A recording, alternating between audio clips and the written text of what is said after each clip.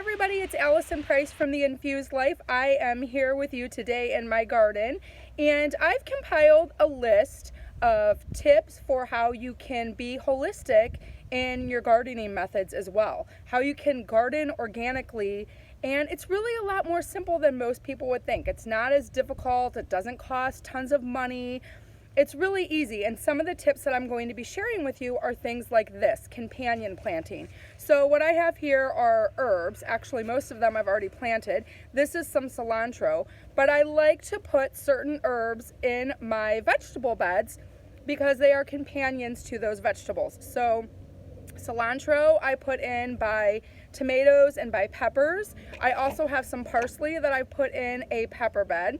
And then as you can see over here, can we see that? I just put some basil in my tomato garden. I have a larger bed with tomatoes, so I have two basil plants in there.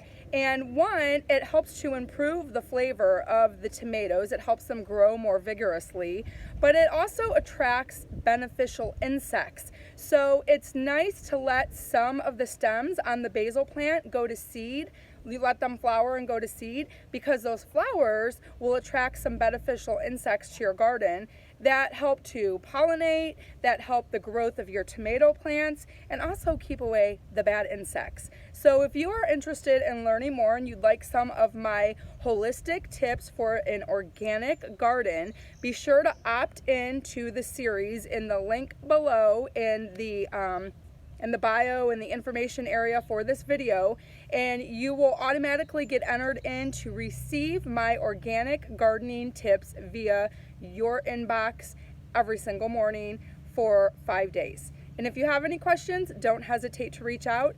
Thanks so much for tuning in. Living a holistically minded lifestyle is a lot easier than you think, and I am here to show you how. Have a good one.